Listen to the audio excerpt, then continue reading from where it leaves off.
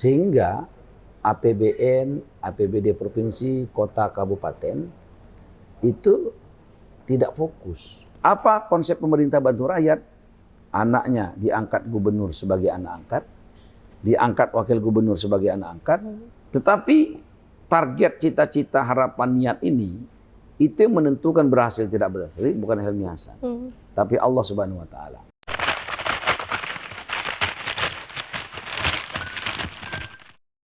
Assalamualaikum warahmatullahi wabarakatuh. Selamat siang, salam sejahtera bagi kita semua Tribuners. Jumpa lagi bersama saya Yunike Carolina dalam program Bincang Tribun Bengkulu. Sudah hadir bersama saya saat ini Gubernur Bengkulu Helmi Hasan, dan saya sedang berada di ruangan beliau saat ini. Apa kabar, Pak? Alhamdulillah baik. Baru pulang dari retret ini kan, Pak? Ya. Pegel-pegel nggak, Pak? Nggak. Ya, Pak. Jadi, Pak, bisa diceritakan sedikit ini, Pak, bagaimana selama kegiatan retret kepala daerah di Magelang kemarin, Pak? Ya, retret ini sebuah gagasan, ide yang sangat bagus, ya. Karena memang, ya saya yakinlah Bapak Presiden pahamlah bagaimana kemudian dulu, sekarang dan ke depan. Dulu antar provinsi, provinsi dengan pusat, bahkan provinsi dengan kabupaten kota, itu rasa-rasanya seperti langit dan bumi. Jaraknya. Agak jauh, Pak. Jauh jaraknya. Sehingga karena memang terasa jaraknya, berakibat kepada soal koordinasi yang kurang efektif. Sehingga apa yang terjadi? Distorsinya di mana-mana. Salah satunya adalah program sulit betul bisa terjadi sinkronisasi. Sehingga APBN, APBD provinsi, kota, kabupaten itu tidak fokus. Bisa kita lihat banyak sekali pembangunan yang kemudian sudah dibangun ternyata nggak digunakan atau mangkrak, ya kan? Sedangkan itu duit besar. Nah makanya dengan retret ini adalah sebuah gagasan yang sangat baik, ide besar untuk menyamakan dulu, mendekatkan jarak yang jauh tadi antara pemerintah pusat dengan provinsi itu dekat. Bayangkan loh, saking dekatnya ketika Bapak Jaksa Agung diberikan kesempatan oleh Menteri Dalam Negeri memberikan pemaparannya, itu di akhir pemaparan Pak Jaksa Agung memberikan nomor handphone langsung. Kan luar biasa dekat kan? Selama ini nggak pernah. Dan kita ketika itu kita berani minta nomor handphonenya untuk setelah dia paparkan begitu hebatnya begitu kan, dan kita pun merasa sangat dekat begitu. Maka kemudian kita minta nomor handphonenya, dia langsung kasih. Dia ketik nomor handphonenya langsung untuk kepala daerah. Sehingga kalau toh ada hal yang penting beliau dan kita WA dan dibalas. Komunikasi itu jalan cepat. Selama ini nggak ada, sulit kita. Kita mau ketemu misalkan gimana menyampaikan persoalan-persoalan yang mungkin memerlukan pencerahan dari beliau, itu rasanya nggak mungkin. Tapi ketika setelah retreat, yang nggak mungkin itu menjadi sangat mungkin. Bahkan ketika Kapolri juga setelah memberikan pemaparannya begitu, kita juga minta nomor handphone Pak Kapolri yang langsung dipegang. Itu dikasih. Dikasih juga, Pak. Ya. Bahkan Ketua KPK pun begitu, memberikan nomor handphonenya. Gitu. Dan kita di Kota Bengkulu dulu ketika jadi wali kota, kita kasih nomor handphone. Bahkan nomor handphone saya buat stiker, kita tempel-tempel ke rumah-rumah masyarakat. Di billboard kita kasih. Karena memang pemerintah ini tidak boleh tidak hadir di tengah-tengah masyarakat. Misalnya ada satu masyarakat yang membutuhkan ambulan, tetapi kemudian dia nggak punya uang. Kemana dia mau cari ambulan? Maka kalau di rumahnya ada nomor handphone wali kota yang menyediakan ambulan gratis, dia coba WA. Dia WA. Ada satu ibu-ibu yang sedang berada di rumah sakit. Kemudian dia harus menjalani operasi. Diminta sama rumah sakit menyiapkan 40 juta sebelum operasi. Sedangkan dia nggak punya uang. Dia nggak punya gelang yang bisa dijual untuk mendapatkan 40 juta. Dia nggak punya rumah yang bisa digadaikan untuk mendapat 40 juta. Dia nggak punya kendaraan yang kemudian bisa digadai untuk dapat 40 juta. Dia nggak punya. Tapi rumah sakit meminta harus ada uang itu baru bisa dioperasi. Tapi ketika dia tahu nomor handphone Helmi Hasan, maka dia WA. Pak, saya nengok stiker Bapak. Saya nengok baliho Bapak di rumah sakit ini. Ini balihonya. Apa isinya? Siapapun warga kota Bengkulu yang butuh bantuan, boleh WA. Dan dia coba WA. Betul nggak stiker ini Pak? Betul. Kalau betul Pak, saya sedang kesulitan. Saya berada di rumah sakit, ingin operasi, harus punya uang 40 juta, saya nggak punya. Tolong Pak. Maka ketika itu saya katakan, foto kalau betul kamu warga kota, fotokan kakak kamu WA ke saya. Di WA ternyata betul. Kita langsung advokasi, langsung dioperasi.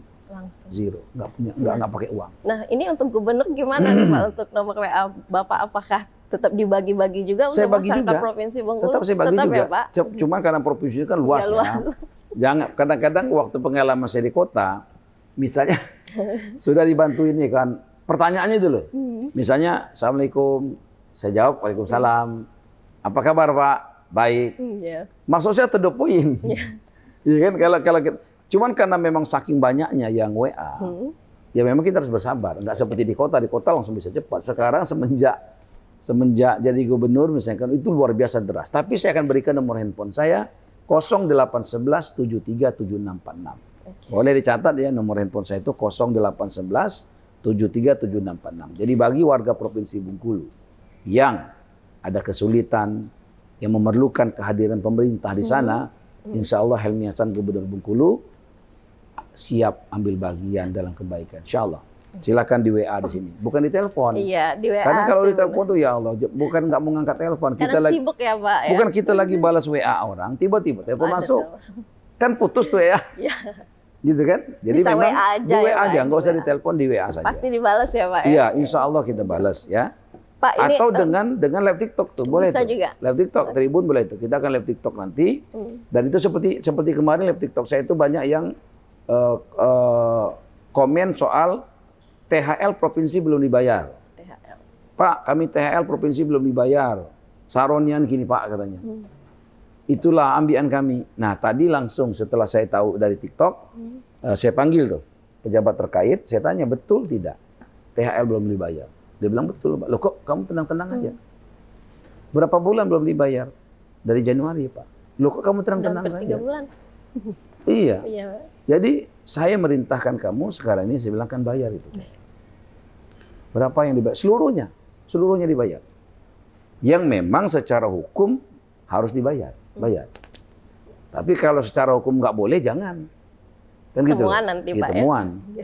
Dan langsung dibayar, insya Allah langsung tindak lanjut. Itu manfaatnya komunikasi langsung dengan masyarakat. Kalau pakai birokrasi kadang-kadang terlalu lama. Begitu. Bukan birokrasinya nggak bagus, tapi terlalu lama. Orang kadang-kadang kan hari ini kepengen kecepatan. Iya, benar Pak. Pak, ini apa nih pesan Pak Prabowo Presiden untuk kepala daerah saat retret kemarin Pak? Ada nggak? Pesan Pak penting? Prabowo bantu rakyat. Sama seperti visi misi kita. Bantu Jadi rakyat Pak. pesannya banyak, tapi intinya adalah beliau katakan bantu rakyat. Bantu rakyat. Dan kemudian bantu rakyat ini kan kita terjemahkan di Bengkulu adalah bagaimana hak-hak rakyat itu tertunaikan oleh pemerintah. Contoh, ada rakyat kita yang sebagai suami, sebagai bapak dari anaknya, kemudian meninggal dunia. Istrinya nggak punya kerja, anaknya jadi anak yatim. Bantu rakyat. Bantu. Apa konsep pemerintah bantu rakyat? Anaknya diangkat gubernur sebagai anak angkat, diangkat wakil gubernur sebagai anak angkat, diangkat seluruh pejabat sebagai anak angkat, diangkat ketua DPRD sebagai anak angkat, diangkat oleh Kajati sebagai anak angkat. Artinya pejabat Pemprov dan seluruh orang-orang kaya di Pemprov ini kita akan ajak mengangkat anak-anak yatim yang bapaknya meninggal menjadi anak angkat mereka. Dan setiap bulan kita ajak mereka makan-makan, jalan-jalan. Sembari kita nanya bagaimana kesehatannya, bagaimana sekolahnya. Ada yang enggak yang memang kesusahan yang bisa disampaikan kepada orang tua angkatnya. Dan kemudian kita ketika sudah makan, sudah ngobrol, dikasihlah sebagai rezeki kita. Nah, kalau yang pejabatnya laki-laki, jangan langsung ngasih ke janda tadi, nanti salah paham. Jadi yang memberikannya nanti istrinya. Istri pejabat tadi diajak ngobrol. Jadi janda tadi akan lebih nyaman kalau curhatnya kepada istrinya pejabat. Tadi ya. Istrinya pejabat juga akan sangat ikhlas kalau dia memberikan. Betul nggak? Benar. Nah, anak yatim tadi juga kenalkan dengan anak kita. Bisa jadi ada baju, ada apa, tas segala macam. Yang ketika anak kita mungkin lebih dari satu tasnya, sepatunya. Mungkin ukurnya cocok dengan anak yatim. Kasihkan. Sehingga anak yatim akan merasa betul ini adalah kakaknya, adiknya. Walaupun tidak disatukan dalam satu rahim. Tapi mereka disatukan oleh negeri ini. Oleh provinsi, oleh negara. Nah begitupun ya istri yang suaminya meninggal tadi dia bisa menceritakan apa sih kesusahannya sebagai orang yang ditinggalkan suaminya, sehingga si istri pejabat akan bersyukur suaminya masih ada. Mungkin selama ini dia nggak pernah bersyukur, ya kan? Wah tahunnya kurang, tahunnya nutur kan. Tapi ketika dia melihat ada wanita yang ditinggalkan suaminya meninggal, ternyata begitu banyak kesulitan-kesulitan yang dialami. Kan itu dampak yang kemudian yang bantu rakyat kita. Maksud bukan hanya sekedar soal materi diberikan ke anak yatim, bukan hanya itu. Kalau itu kan kita bisa anggarkan saja di APBD selesai. Tapi itu kan nggak ada apa itu efek kedekatan tadi ya, kedekatan. Dan targetnya berapa persen? 100%. 100% anak-anak yatim, dan ini boleh yang dengar tolong didata. Ada nggak di desa kita, di kecamatan kita, kabupaten kita, di provinsi Bengkulu, Bumi Merah Putih ini anak yatim yang masih sekolah SMA, kelas 1, kelas 2, kelas 3, itu tanggung jawabnya provinsi. Mulai gubernur sampai ke bawah. Nanti kadesnya bisa melapor langsung. Bisa langsung, WA aja. Bisa Pak ya? WA saja. Nggak perlu birokrasi panjang-panjang lewat camat, lewat bupati. Nggak kelamaan itu, keburu jadi sarjana itu anak. Iya kan, ngelapornya kelamaan. Nah kemudian yang SMA ke bawah, SMP, SD, TK yang baru lahir, itu tanggung jawabnya tingkat 2. Tingkat 2 itu bupati, atau wali kota di bawahnya. Oh ya, itu nanti kita beri surat edaran juga ya Pak? Iya. Untuk ini. Pak, itu termasuk program 100 hari kerja itu Pak, bantu ya, ibu single, anak yatim tadi. Jadi ya Pak, programnya namanya itu Peduli Yatim. Selain itu apa lagi Pak nanti di 100 hari kerja? Ambulan gratis. Ambulan gratis. Ada orang mengatakan Pak Yunian apa kata ambulan gratis? Udah siap belum fasilitas kita Pak? Jadi gini, if there is will, there is way. Jika ada kemauan, di sana akan ada jalannya. Jadi bagi orang yang ragu, yang mengatakan nggak mungkin, terima kasih. Ini menjadi vitamin bagi Helmi Hasan untuk sungguh-sungguh.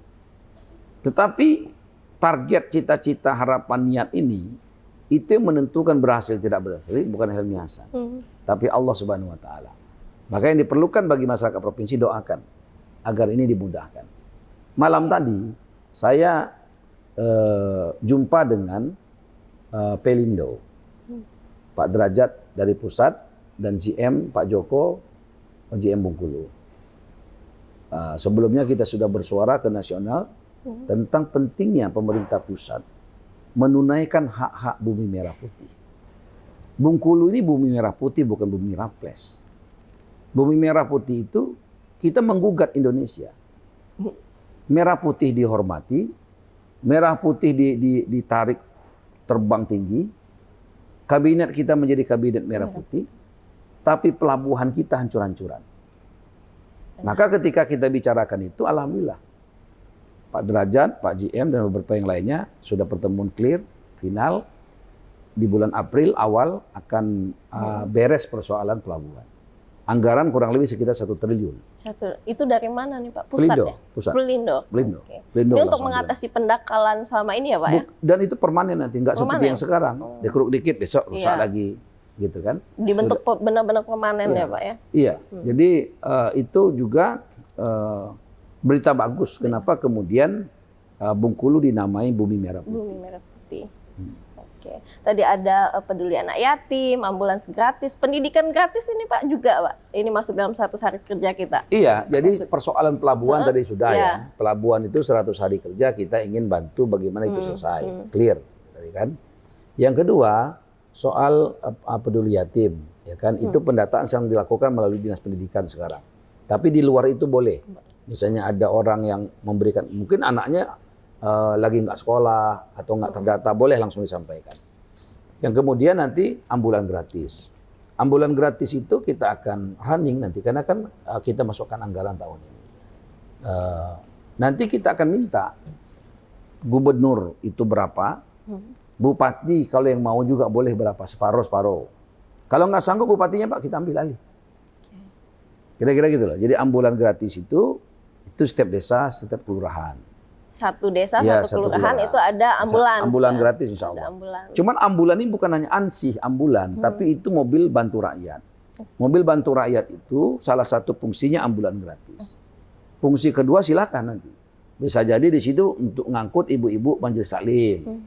Bisa jadi nanti fungsinya untuk orang yang tidak jemput pengantin tapi tidaknya oto pakai itu. Boleh. Pokoknya ya. kira-kira mobil bantu rakyat. Mobil Tapi bantu fungsi utamanya ada ambulan gratis.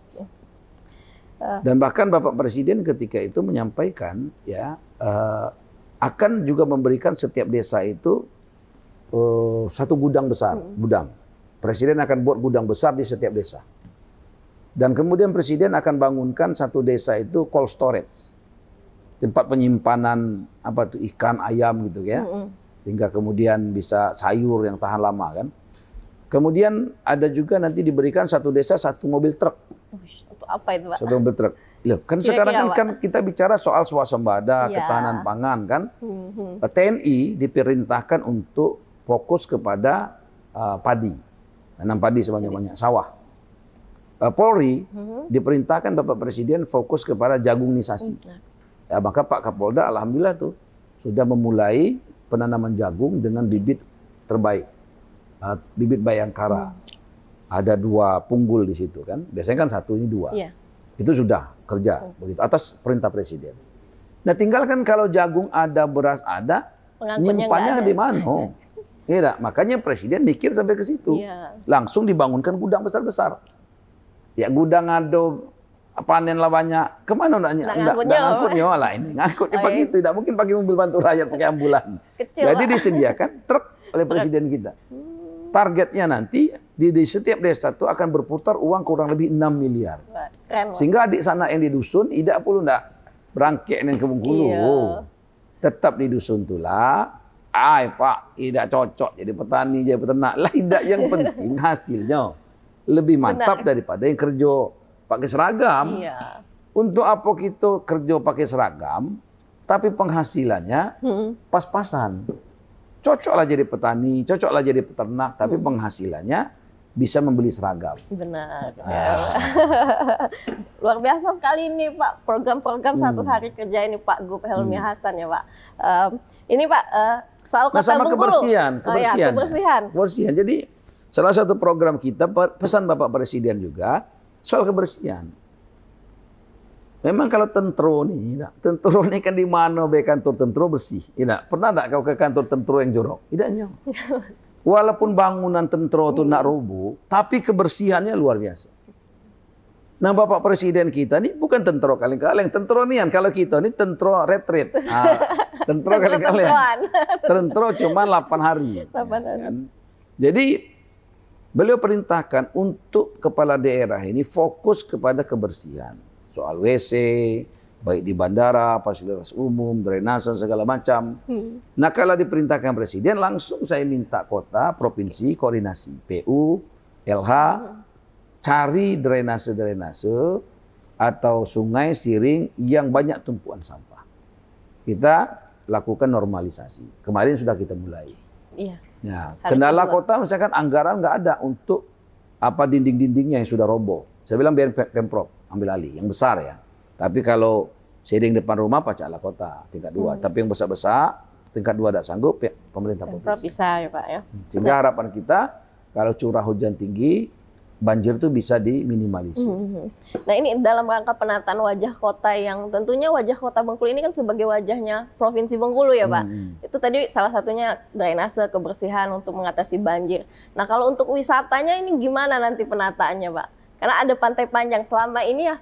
Pantai Panjang ini kan kalau dulu ini agak diperebutkan antara kota dengan provinsi ya Pak. Nah, sekarang ini udah selaras nih antara kota dengan provinsi. Itu apa yang akan Pak Helmi lakukan untuk penataan Pantai Panjang dan wisata-wisata yang ada di kota ini nanti Pak? Ya, pertama Pantai Panjang itu memang lebih pas itu kota yang mengelola. Ya. Karena memang di daerah manapun kalau kita lihat itu pasti kotanya yang mengelola, nggak provinsi. Maka nanti saya bilangkan ke teman-teman wali kota, Pantai Panjang itu akan kita kembalikan kepada kota. Karena yang punya pasukan penyapu kebersihan itu kota, bukan Pemprov. Yang punya truk sampah, pengelolaan dan kebersihan itu kota. Kemudian soal lampu jalan itu kota. Soal pajak parkir segala macam itu Itu kota. kota. Maka pantai itu kasihlah ke kota. Kasih. Kan kota itu punya provinsi. Benar. Kenapa kemudian provinsi mengambil? Udahlah kita kasih. Yang kota mau kasih.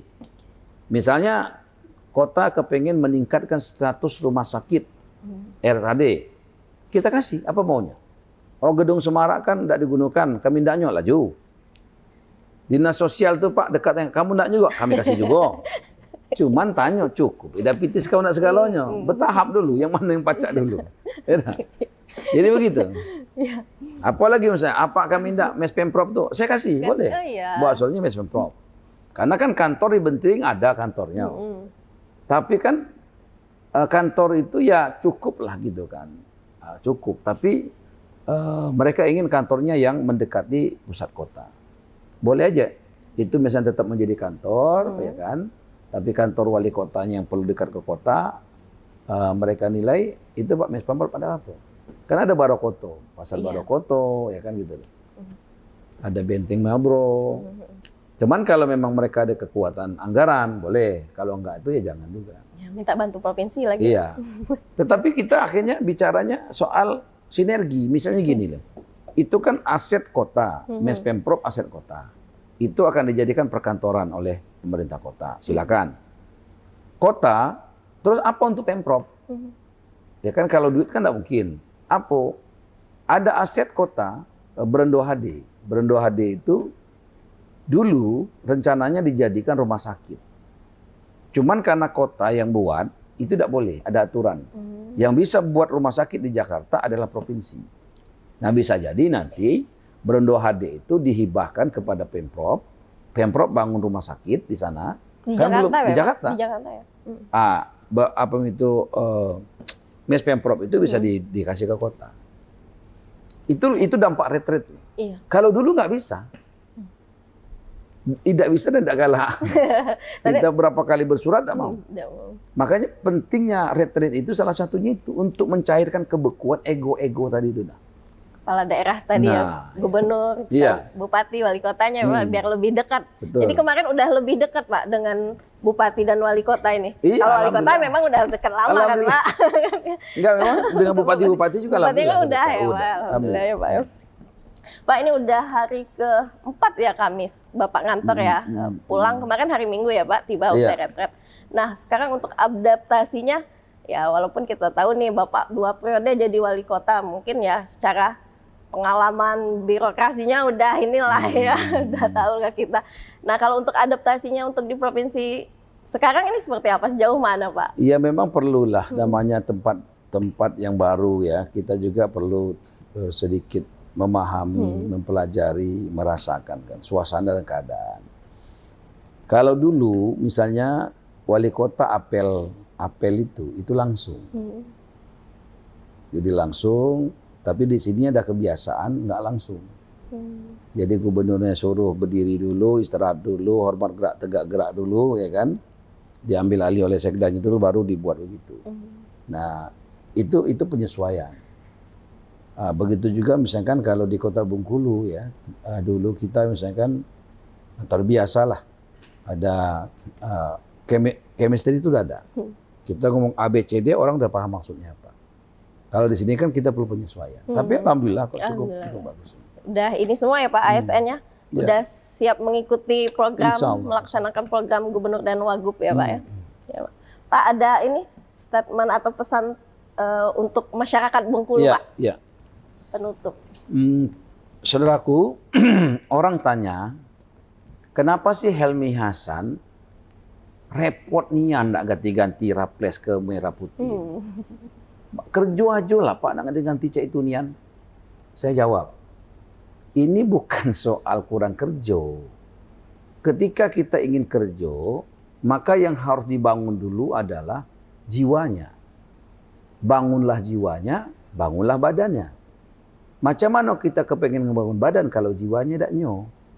Jiwa raples itu penjajah. Maka yang terjadi adalah jalannya hancur, jembatan karut, anak yatim tidak dipedulikan, ijazah sekolah yang tamat, ditahan gara-gara tidak bayar dari banding itu. Dan banyak cerita yang lainnya. Nah maka kemudian sekarang ini kita ingin bantu rakyat. Bantu rakyat itu merah putih. Merah putih itu adalah pemersatu bangsa. Merah putih itu adalah penjahitnya ibu negara pertama kali. Ketika retret, kita setiap jam 10 itu langsung berdiri Indonesia Raya hormat. Saya tanya kepada orang kepala daerah tadi, kau ngapoi tadi? Kita merah putih, hormat bendera. Kenapa kau hormat bendera merah putih? Ya karena itu bendera kita. Terus kenapa? Diam dia. Saya katakan, nih, kenapa kita hormat merah putih? Karena dia bendera kita, karena dia pemersatu bangsa. Dulu nggak ada Indonesia, ada Nusantara. Nusantara ini terdiri dari kerajaan. Dan kemudian proklamasi dibuat oleh Bung Karno. Apa pemersatu perbedaan agama, suku, segala macam ini? Merah putih. Nah kemudian merah putih ini bukannya sekedar bendera. Merah putih ini dijahit Putri Bengkulu. Ketika saya tanya, tahu tidak kau siapa penjahit? Tidak tahu. Rata-rata mereka nggak tahu penjahit merah putih itu adalah orang Bengkulu. Sehingga Bengkulu selama ini ketika tidak mendeklar dirinya sebagai bumi merah putih, Bengkulu dicuekin. Hak-hak Bengkulu kebanyakan nggak ditunaikan. Contoh, negara kita punya sekolah dinas. Ada nggak di Bengkulu? Tidak ada. Jawa Barat, Jawa Timur ada. Padahal yang paling berjasa terhadap bangsa ini itu Bengkulu. Kabinetnya Pak Prabowo hari ini namanya apa? Merah putih. Merah putih. Betul enggak? Ya. Artinya Pak Prabowo pun paham tentang merah putih ini. Cuman yang kita di Bengkulu ini tidak menghargainya. Kalau kita tidak menghargai sejarah, siapa yang tidak menghargai kita? Ya kan? Kita ini adalah negeri yang paling berjasa terhadap lahirnya NKRI. Harusnya Bengkulu mendapat perhatian lebih. Ya kan, sehari ini yang mendapat perhatian lebih siapa? Jawa Timur, Jawa Barat, Jawa Tengah, Jakarta, Aceh, Papua, segala macam. Bengkulu? Belum Pak ya? Makanya saya gugat itu. Contoh ya. Dulu Linggau, kalau terbang pakai bandara Fatmawati. Sekarang Linggau buat bandara. Kalau kita pergi ke situ, Garbarata do. Bengkulu? Tidak nyo Garbarata. Datang kita hujan kita basah gitu. Dan saya ngomong sama Angkasa Pura, keterlaluan kalian. Nggak benar ini saya bilang. Kami menggugat sebagai orang yang paling, sebagai negeri yang paling berjasa terhadap bangsa ini menggugat. Kami ingin agar bandara Fatmawati ini lebih baik dari Linggau. Kalau di Linggau ada Garbarata, kenapa kami tidak ada? Linggau itu tingkat 2, ini provinsi. Kira-kira gitu. Tapi kalau Raples, apa nak kita gugat? Iya Pak. Soal bunga Pak, saya tidak anti dengan bungonya. Ada tidak saya copot bungo di gedung daerah? Tidak. Ada tuh bungo, kita lepaskan. Jangan, saya nanggalkan ini. Yang saya maksud ini namanya itu. Tetap ikon ya Pak. Lah iya, kalau bungo biarlah bungo. Karena bungo itu bukan milik Bengkulu. Ada orang ngomong, oh jangan ganti Pak, itu kan spesial hanya di Bengkulu. Kece siapa? Palak kau, kata gitu. Jadi bungo itu ada di mana-mana. Kalau kita tengok ringgit Malaysia 10 ringgit, itu bungo itu. Saya tidak nyebut nabonyo. Kita anggapnya bungo apa lah, bungo merah putih lah kita anggap. Ada, coba tengok 10 ringgit, Google 10 ringgit, muncul bungo itu.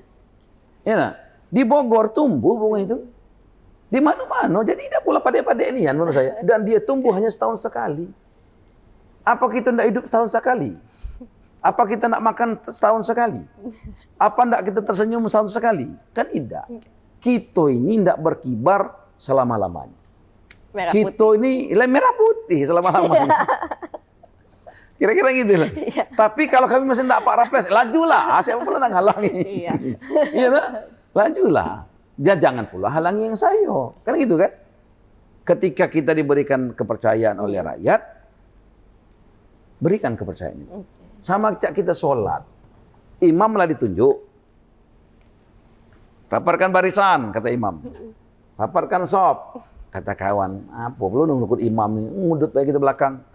Dapat nggak pahala sholat? Tidak dapat. Atau imam Allahu Akbar. Nyo sami Allah. Atau nyo sujud. Batal di sholat dia.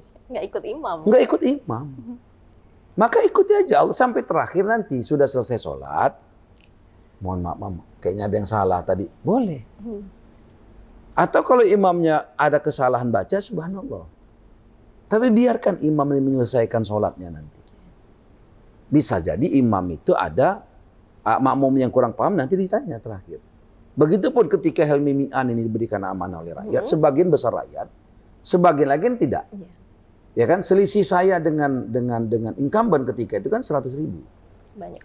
Artinya ada ratusan ribu orang nggak setuju dengan Helmi Mi'an. Kami paham. Ya kan? Dan tapi lebih banyak ratusan ribu lagi orang setuju Helmi Mi'an. Maka demokrasi kita mengatur, yang tidak setuju ikut. Ya kan? Lihat nanti 5 tahun insya Allah. Kalau sudah 5 tahun ini ternyata tidak lebih baik dari yang kemarin, saya nggak usah dipilih lagi. Kalau lebih baik, lanjutkan. Artinya itu kan kita ukur ya. Misalnya jalan Bengkulu yang dulu hancur tambah hancur. Yang elok jadi hancur, udah usah dipilih. Ya kan? Misalnya dulu anak yatim tidak diangkat anak. Kini tidak diangkat juga. Apa bedanya? Misalnya dulu ambulan gratis tidak di M Yunus itu kan. Orang Kawur datang ke M Yunus melahirkan anaknya, meninggal anaknya, tidak pinjam mobil ambulan, diminta duit. Kira-kira gitu ya. Jadi before and after. Jadi kepada seluruh pemirsa Tribuners ya, yang mau ikut merah putih, maro. Yang tidak galak, lajulah. Kira-kira gitu ya. Terima kasih karena saya mau sidak sekarang ke sekolahan. Di TikTok saya banyak ngomong, Pak tolong kami Pak. Ngapa? Ya rambut kami tukak kalau. Ini Pak katanya mana? Nanggung kami Pak katanya Raja Manjang. Nah, saya akan Raja hari ini. Di SMA berapa gitu? SMA 2. Awas, kita datang. Kita bawa apa namanya itu? Barbershop, bukan pangkas rambut. Barbershop. Barbershop terhebat di dunia. Kapan rambut kamu itu ganggu pemandangan guru, kita pangkas tanpa cuka. Ya, oke ya? Baik Tribuners, itu tadi bincang kita bersama Gubernur Bengkulu Helmi Hasan, bincang yang bermanfaat dan tentunya seru. Sudah banyak ini pemaparan program-program yang disampaikan oleh beliau, dan beliau juga sudah menyampaikan langsung nomor WA-nya. Jadi jika ada masalah atau mau melapor ke Gubernur Bengkulu bisa langsung chat saja. Nanti insya Allah akan dibalas sama Gubernur Bengkulu langsung. Saya Yunike Carolina selaku host pamit undur diri. Sampai jumpa dalam program Bincang Tribun selanjutnya. Wassalamualaikum warahmatullahi wabarakatuh. Waalaikumsalam warahmatullahi wabarakatuh.